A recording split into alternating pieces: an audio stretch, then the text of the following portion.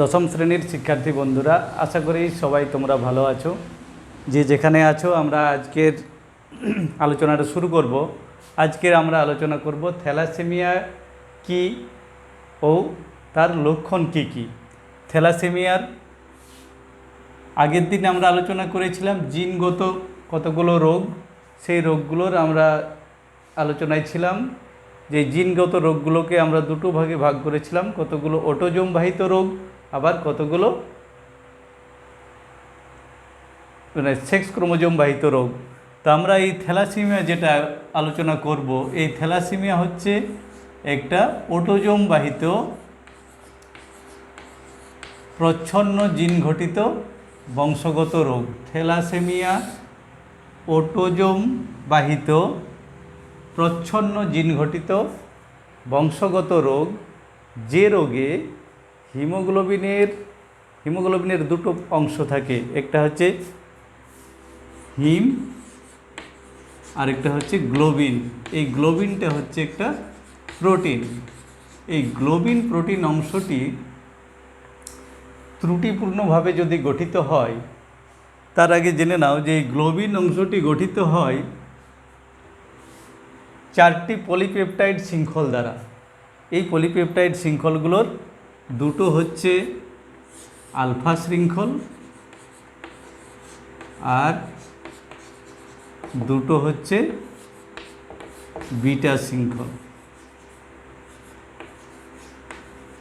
তাহলে 4টা পলিপেপটাইড শৃঙ্খল দ্বারা এই গ্লোবিন প্রোটিন অংশটা গঠিত। এই আলফা শৃঙ্খলগুলোর প্রতিটির মধ্যে 141টি করে অ্যামাইনো অ্যাসিড থাকে। অ্যামাইনো অ্যাসিড থাকে। আর এই বিটা শৃঙ্খলের প্রতিটিতে হবে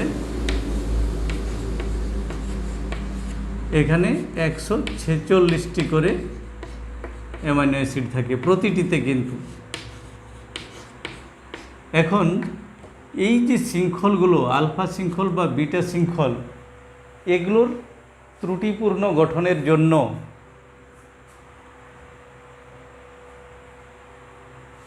এই শৃঙ্খলগুলোর ত্রুটিপূর্ণ গঠনের জন্য এই গ্লোবিন অংশের কম সংশ্লেষ বা ত্রুটিপূর্ণ সংশ্লেষের দরুন যে হিমোগ্লোবিন উৎপন্ন হয়, তাহলে হিম আর গ্লোবিন মিলে তৈরি হতো হিমোগ্লোবিন। এই হিমোগ্লোবিনটা কি হবে? ত্রুটিপূর্ণ হবে। আর এই ত্রুটিপূর্ণ হিমোগ্লোবিন যুক্ত যে আরবিসি, হিমোগ্লোবিন কোথায় থাকে?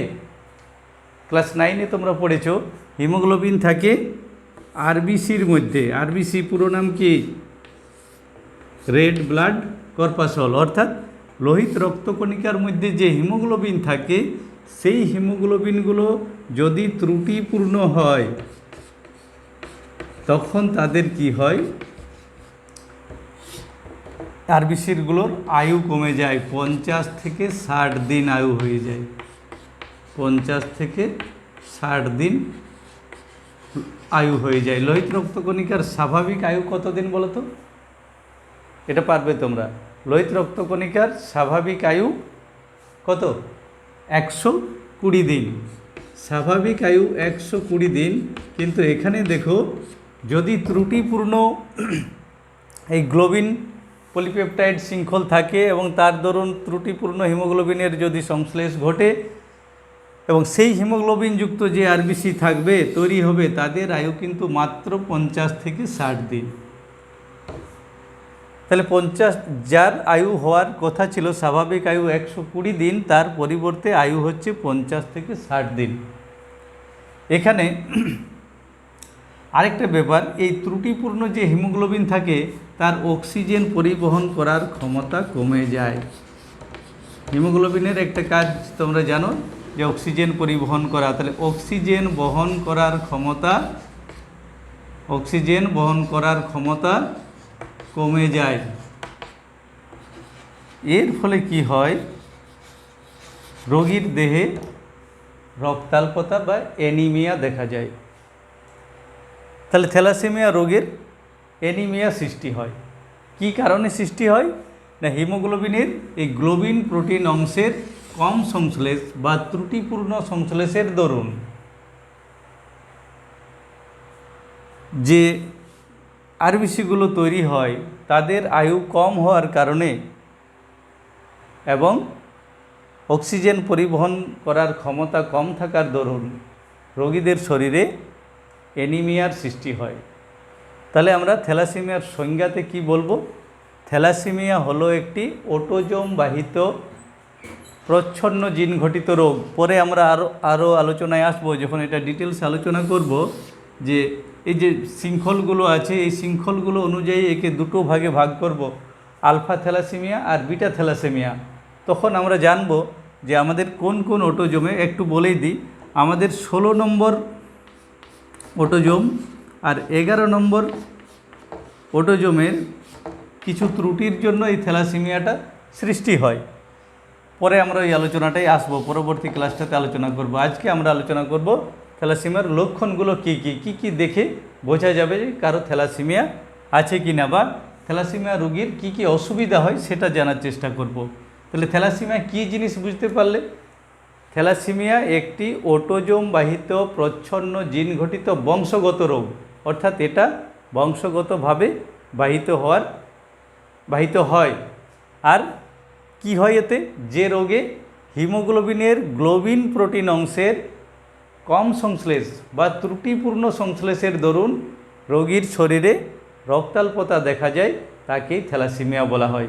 আরও একবার বলে দিচ্ছি, থ্যালাসেমিয়া হলো এক প্রকার অটোজোম বাহিত প্রচ্ছন্ন জিন ঘটিত বংশগত রোগ। এই প্রচ্ছন্ন কথাটার উপর জোর দেওয়া হচ্ছে কেন, যখন আমরা এর বংশগতি আলোচনা করব, যে কিভাবে থ্যালাসেমিয়া এক বংশ থেকে অন্য বংশে সঞ্চারিত হয়, তখন এই প্রচ্ছন্ন কথাটা এর গুরুত্বটা বুঝতে পারবে। তখন ওই বংশগতিটা করার সময় তোমরা বুঝতে পারবে যে অপত্যগুলোর প্রকৃতি কেমন হবে। তাহলে থ্যালাসেমিয়া এক প্রকার অটোজোম বাহিত প্রচ্ছন্ন জিন ঘটিত বংশগত রোগ, যে রোগে হিমোগ্লোবিনের গ্লোবিন প্রোটিন অংশের কম সংশ্লেষ বা ত্রুটিপূর্ণ সংশ্লেষের দরুন রোগীর দেহে অ্যানিমিয়া বা রক্তাল্পতা দেখা যায়, তাকে থ্যালাসেমিয়া বলে। একে মেডিটেরেনিয়ান অ্যানিমিয়াও বলা হতো, তার কারণ ভূমধ্যসাগরীয় অঞ্চলে যে দেশগুলো আছে, ভূমধ্যসাগরের আশেপাশের এলাকায় যে দেশগুলো আছে, যেমন স্পেন, ফ্রান্স, এই কাছাকাছি যে দেশগুলো আছে, সেইগুলোতে খুব বেশি পরিমাণে এক সময় এই রোগটার প্রাদুর্ভাব দেখা যেত। এখন আমাদের দেশেও এই থ্যালাসেমিয়া রোগীর সংখ্যা বাড়ছে। পরবর্তীতে আমরা আলোচনা করব থ্যালাসেমিয়া প্রতিরোধ করার কিছু উপায়। তাহলে এই হলো থ্যালাসেমিয়া কি। এরপর জানব থ্যালাসেমিয়ার লক্ষণ বা সিমটমসগুলো কি রোগীর দেহে কি উপসর্গ, সিমটমস বা লক্ষণ যেগুলোকে আমরা বলি, কি লক্ষণ দেখা যাবে একজন থ্যালাসেমিয়া আক্রান্ত ব্যক্তির, কি লক্ষণ দেখা যাবে তার শরীরে। প্রথমেই আছে দেহে অতিরিক্ত লোহা বা আয়রন জমা। অতিরিক্ত আয়রন বা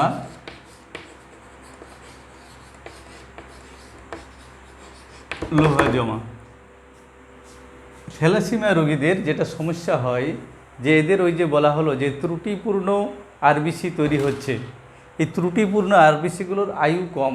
তাহলে আয়ু যেহেতু কম, মাত্র 50 থেকে 60 দিন, তাহলে এই সমস্ত রোগীদেরকে বারবার রক্ত দিতে হয়। তাহলে বারবার রক্ত দেওয়ার ফলে, এবং সেটা মানে তাড়াতাড়ি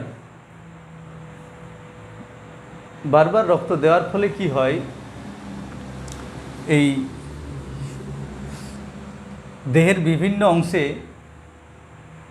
যে হিমোগ্লোবিনের মধ্যে যে ওই যে হিমটা আছে, অর্থাৎ হিম মানে লৌহ, সেই লৌহটা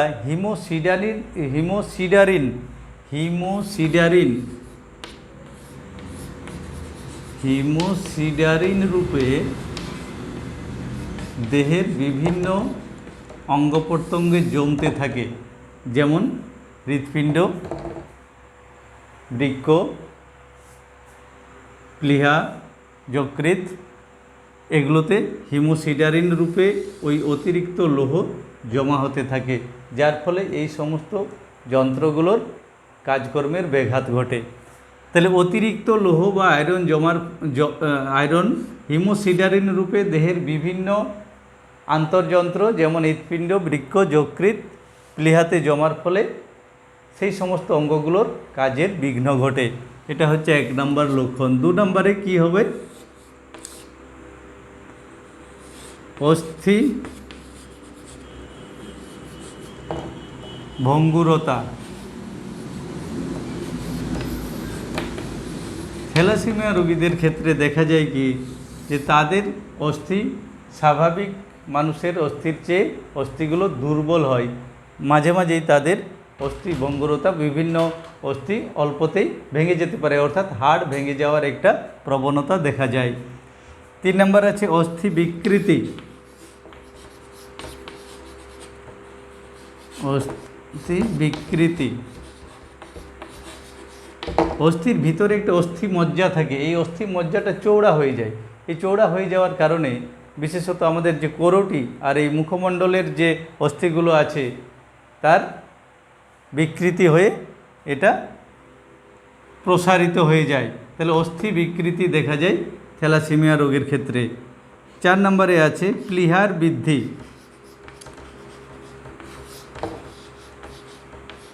প্লীহার বৃদ্ধি, প্লীহার মধ্যে লোহিত কণিকাগুলো এসে ধ্বংস হয়। আর এখানে কি হচ্ছে, লোহিত কণিকার আয়ু যেহেতু 50 থেকে 60 দিন, তাহলে বেশি বেশি লোহিত কণিকা এসে প্লীহার মধ্যে জমা হচ্ছে এবং সেই জমা হওয়া অংশ অপসারিত না হওয়ার জন্য প্লীহার বিকৃতি ঘটছে। বিকৃতি ঘটছে মানে প্লীহার আকৃতির বিকৃতি ঘটছে, প্লীহাটা বড় হয়ে যাচ্ছে। তখন সেই অবস্থাকে বলা হয় স্প্লিনোমেগালি। এটা মনে রাখবে, স্প্লিনোমেগালি।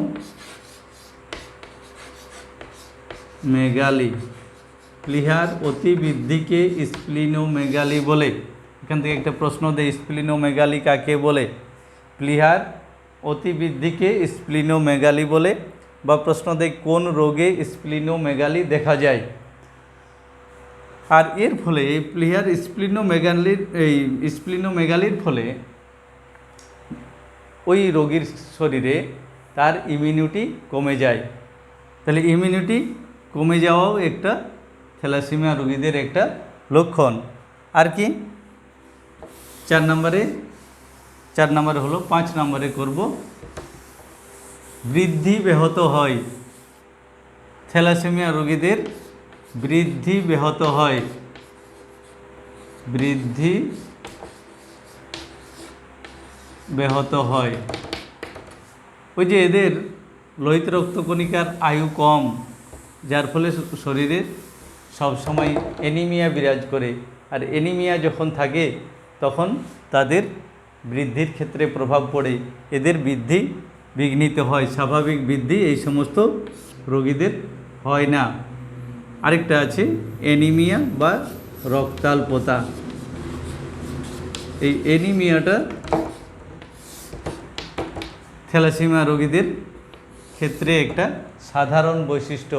কেননা এখানে কি হচ্ছে, ওই যে প্রথমেই আমি বলেছিলাম যে হিমোগ্লোবিনের গ্লোবিন প্রোটিন অংশের কম সংশ্লেষ বা ত্রুটিপূর্ণ সংশ্লেষের জন্য যে ত্রুটিপূর্ণ আরবিসিগুলো তৈরি হচ্ছে, সেই আরবিসির আয়ু কম হওয়ার জন্য এবং তাদের অক্সিজেন পরিবহন ক্ষমতা কম হওয়ার জন্য রোগীদের শরীরে অ্যানিমিয়া বা রক্তাল্পতা দেখা যায়। যে কোনো থ্যালাসেমিয়া রোগীর এই বৈশিষ্ট্যটা, এটা হচ্ছে একটা সাধারণ বৈশিষ্ট্য, এই অ্যানিমিয়া হবেই।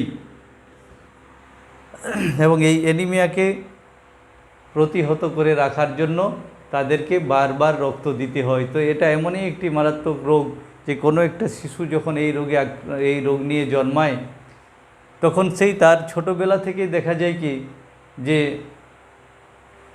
মাঝে মাঝে ওই যে একটা বলেছিলাম যে প্লীহার মধ্যে স্প্লিনোমেগালি হয়ে যায় এবং তাদের ইমিউনিটি কমে যায়।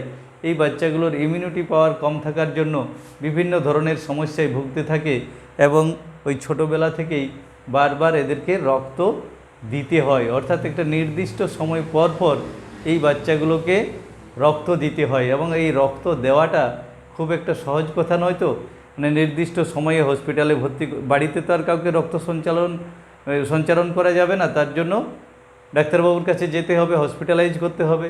তাহলে হসপিটালে যেতে হবে, রক্ত জোগাড় করতে হবে, এই যে একটা প্রক্রিয়া। এবং ওই যে কি বলা হলো যে লোহিত কণিকাগুলো বাঁচছে কতদিন, মাত্র 50 থেকে 60 দিন। তাই এই অল্প সময়ের ব্যবধানে যদি কোনো একটা বাচ্চাকে এরকম রক্ত দিতে হয় তাহলে সেটা একটা খুব কষ্টকর ব্যাপার। তাহলে এই সমস্ত বাচ্চাদেরকে বাঁচিয়ে রাখার জন্য হসপিটালে অনেক সময় ব্লাড ব্যাংকে রক্ত পাওয়া যায় না, এই জন্য আমাদের কি হয়, মাঝে মাঝে রক্তদান শিবিরের আয়োজন করা হয় সরকারের পক্ষ থেকে, যাতে ব্লাড ব্যাংকে পর্যাপ্ত রক্তের সাপ্লাই থাকে এবং এই সমস্ত রোগীদের যেন রক্তের অভাব না ঘটে। এই জন্য আমাদের সুস্থ ব্যক্তিদের উচিত মাঝে মাঝে রক্তদান করে কারো কাজে লাগা, কারো ওই মুমূর্ষ রোগীর জন্য তোমাদের রক্ত যদি ব্যবহৃত হয় তাহলে সেটা একটা ভালো কাজ বলেই গণ্য হবে। তাই সুস্থ ব্যক্তিদের মাঝে মাঝে রক্ত দেওয়া উচিত। তাহলে এই হলো থ্যালাসেমিয়া কি ও তার লক্ষণগুলো কি কি। আমরা পরের দিন পরবর্তী ক্লাসে আলোচনা করব থ্যালাসেমিয়ার কারণ ও তার প্রকারভেদ। থ্যালাসেমিয়ার কারণ ও প্রকারভেদ নিয়ে পরের ক্লাসটা করব। তাহলে আজকেরটা ভালো করে মনে রাখবে। আর এখান থেকে যে প্রশ্নগুলো আসবে, থ্যালাসেমিয়া কাকে বলে একটা প্রশ্ন আসতে পারে 2 নাম্বার, আরেকটা প্রশ্ন আসতে পারে 1 নাম্বারের প্রশ্ন যে কোন ক্রোমোজোমে ওই থ্যালাসেমিয়ার জন্য দায়ী জিনগুলো কোন ক্রোমোজোমে অবস্থান করে। আর এটা যে একটা প্রচ্ছন্ন জিন ঘটিত রোগ, এটাও পরবর্তীতে মনে রাখবে। এটাও মনে রাখবে, পরবর্তী ক্লাসে তো আমাদের কাজে লাগবে। যখন আমরা থ্যালাসেমিয়ার বংশগতি আলোচনা করব তখন এই প্রচ্ছন্ন জিন ঘটিত রোগটা কাজে লাগবে। আর শর্ট কোশ্চেনও একটা দিতে পারে, যেটা অটোজোম বাহিত প্রচ্ছন্ন জিন গঠিত বংশগত রোগের নাম লিখো। তাহলে এই হলো। আর 2 নম্বরের আরেকটা প্রশ্ন এখান থেকে হয়, এই থ্যালাসেমিয়ার সিমটমস বা লক্ষণগুলো কি কি। এখান থেকে 2 বা 3 নম্বরের প্রশ্ন হতে পারে, থ্যালাসেমিয়ার রোগের লক্ষণগুলি লিখো। যদি 3 নাম্বার আসে তাহলে মোটামুটি 4 থেকে 5টা লক্ষণ তোমরা লিখবে, আর যদি 2 নাম্বার থাকে তাহলেও 4টা লিখবে। তাহলে আজকে এখানেই শেষ করি, পরবর্তী ক্লাসে আমরা আসবো থ্যালাসেমিয়ার প্রকারভেদ ও কারণগুলো নিয়ে। ঠিক আছে।